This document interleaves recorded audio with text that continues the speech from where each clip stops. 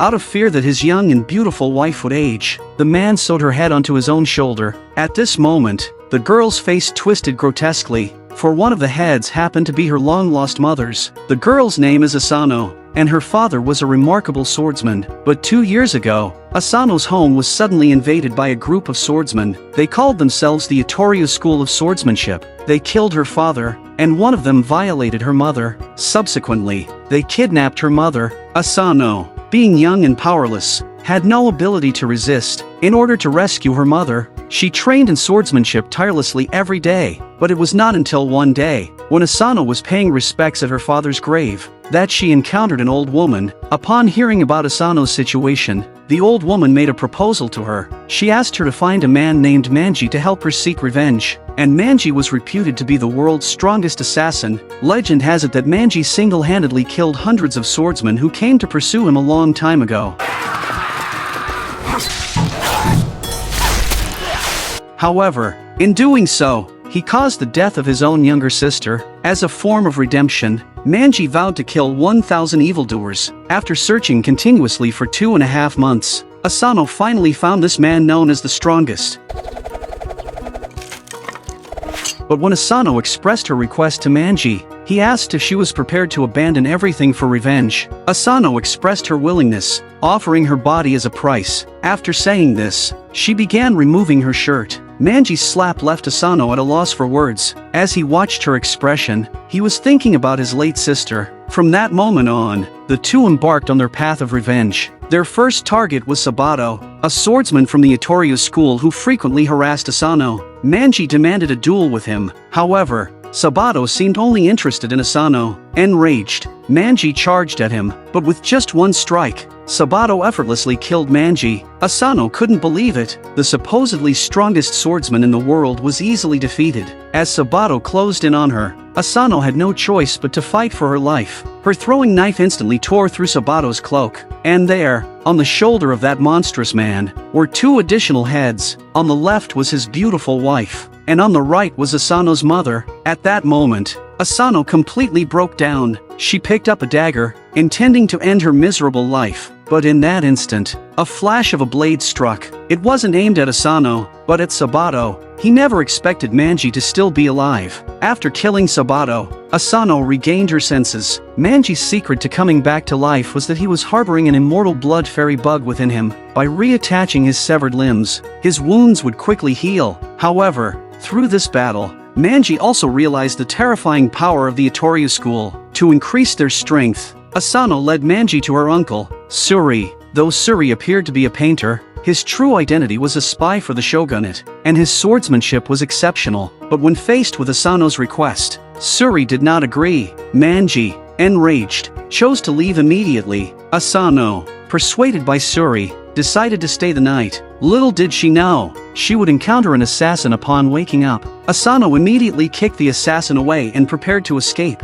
but her clothes were pinned to the wall by the assassin's spear. The man approached, filled with excitement. Just then, a large hand suddenly grabbed him and threw him out of the window. It was Manji, who had hurriedly arrived. But Asano shouted in alarm. Behind Manji, a large group of assassins were closing in. Clearly, they were lackeys of the Immortal school. However, Manji felt no pressure facing so many swordsmen. Meanwhile, Suri was inside, pondering artistic inspiration. The chaos outside was irritating him, as he couldn't find the right colors for his painting. But then, the blood of the combatants splattered onto his canvas. Suri finally found the color he had been longing for. Before he could even put away the painting, a bald man stomped on it, shattering his creation. At that moment, Manji was trapped by hidden weapons. The bald man aimed his attention at Asano. At the critical moment, Suri pierced the bald man's neck with a single sword thrust. Although unable to assist Asano in achieving her revenge, Suri provided them with 30 gold coins under the pretext of selling corpses as pigments. Furthermore, Asano planned to sell the weapons of the assassins to make bank, but by accident, she stumbled upon a sword in the weapon shop. The sword was her father's former weapon, now wielded by Magatsu, a swordsman of the Immortal school. Though Asano desired to reclaim the precious sword, she remained calm. After all, it was just a sword. Her priority now was to find Kagehisa, the leader of the Immortal school, and exact her revenge. However, When Manji saw Asano's sorrowful expression, he decided to help her retrieve the sword.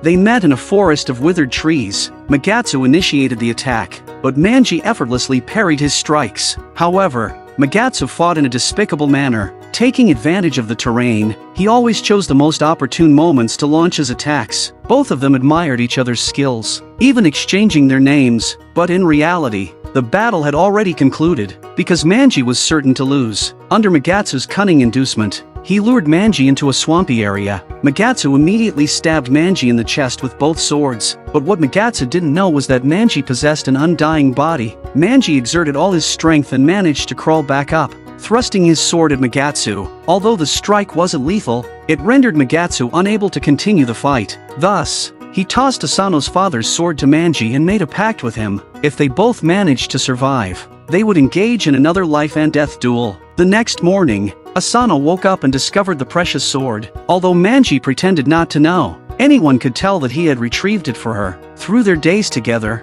Asano had already regarded Manji as her brother. Likewise, Manji saw Asano as his sister. Despite being a prostitute, she possessed exceptional swordsmanship skills. When facing her beloved, tears would well up as she passionately kissed him. Yet when encountering a street thug, she transformed into a fearsome demon. This woman's name was Maki. Although her sword skills were formidable, her life had been tragically bleak. Once, in order to save a young boy, Maki revealed her identity and slayed a hungry wolf. However, to her dismay, the boy's grandfather not only failed to show gratitude but also knocked her unconscious. He left her tied to a tree surrounded by a pack of wolves. After 7 long days, when the boy finally came to visit, he found the corpses of thousands of starving wolves. Maki, who narrowly escaped death, resorted to becoming a courtesan in a brothel to sustain herself. However, within a few short years, a man spent a significant amount of money to redeem her from that life. Yet, this man's intentions were not driven by genuine love, but rather a desire to exploit her exceptional swordsmanship for assassination purposes. As a result,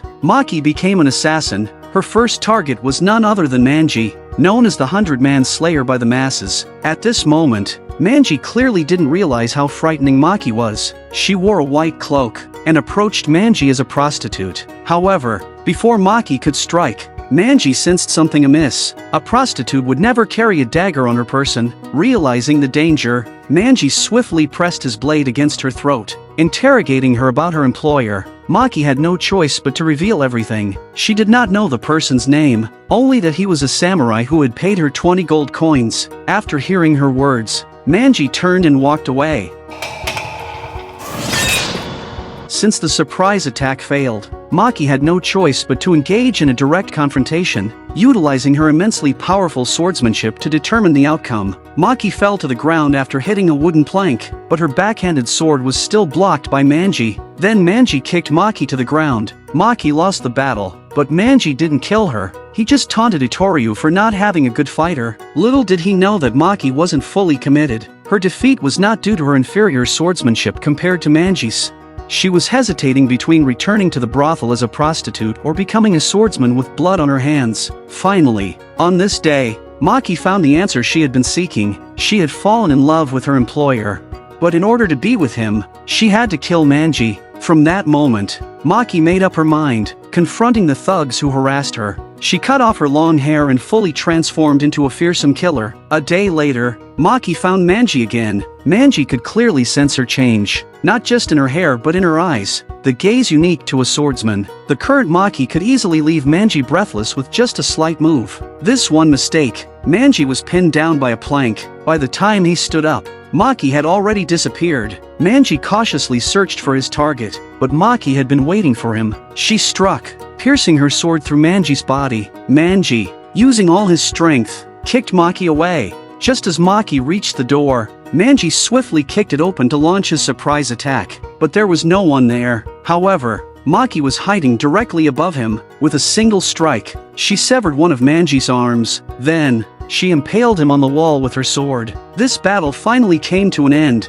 Manji was defeated, utterly defeated. Now, all Manji wanted was for Maki to kill him. Moved by Manji's desperate plea, Maki picked up her sword once again and engaged in a final life-or-death struggle with him. But suddenly, Asano rushed in. Even though she knew she couldn't win, she raised her sword to protect Manji. Maki recognized the girl. She was the one seeking revenge against her employer. Though Maki didn't know the details, she knew one thing: Asano's path of revenge would surely claim many lives. Maki asked if it was worth it, and Asano firmly replied that she would do anything, no matter how dirty, for revenge. Those people deserved to die. They were demons. After hearing those words, Maki seemed to have found her own path. Instead of killing Manji, she told him to protect Asano. After bidding farewell to her acquaintances from the brothel, Maki chose to leave this place completely. That day Manji met his lifelong enemy, Aiko of Itoryu. By chance, they happened to sit together. In an instant, Manji could sense a powerful killing intent. Within the blink of an eye, both Manji and Aiko struck each other's vital points. However, it was merely a scratch for Manji, causing no real harm. Little did he expect that the fallen Aiko would also rise again. He too possessed immortality.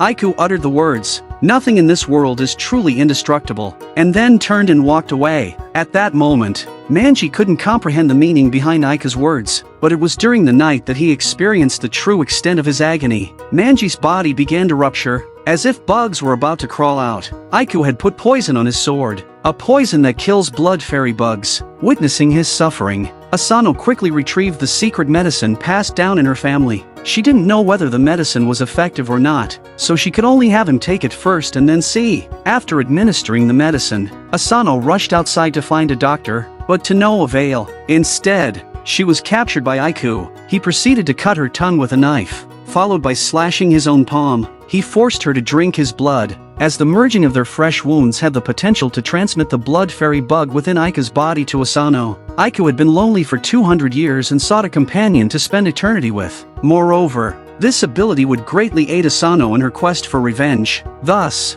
Asano believed his words. In a flash, a flying dagger came straight at him. The man standing in the doorway was Manji. If he hadn't intervened in time, Asano would have been poisoned to death by drinking Aiko's blood. Manji's survival was attributed to the effectiveness of Asano's pill. And so, the two of them embarked on a brutally violent battle.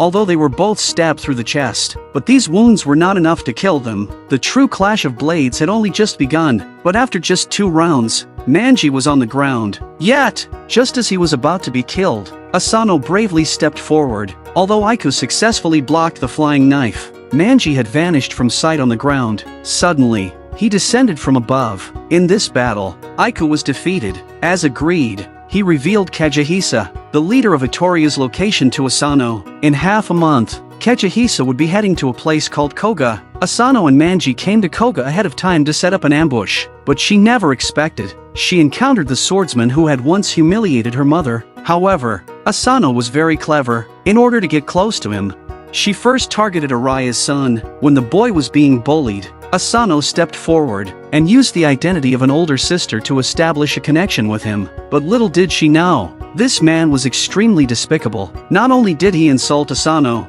he also made her fix his shoes. In that moment, Asano did not resist, because there were too many wicked people in this world, and she could only choose to endure. After gaining the boy's trust, Asano successfully met his father, who was none other than Araya, the Itoryu swordsman who had humiliated her mother. But at this moment, Asano didn't want to kill him. She knew that if she killed Araya for revenge, his son would be blinded by hatred just like her. So Asano asked him to apologize, but Araya suddenly launched an attack and subdued Asano. Araya, not wanting his son to know he was a swordsman, intended to kill Asano completely, but Manji wouldn't allow such a thing. After a fierce battle, Manji was knocked down again, and even received a deep gash on his chest. At a critical moment, Asano pushed Araya away and bought some time, and Manji regained his form at that moment. Araya never expected that Manji had hidden a weapon on the balcony. Now badly injured, Araya asked Manji to kill him.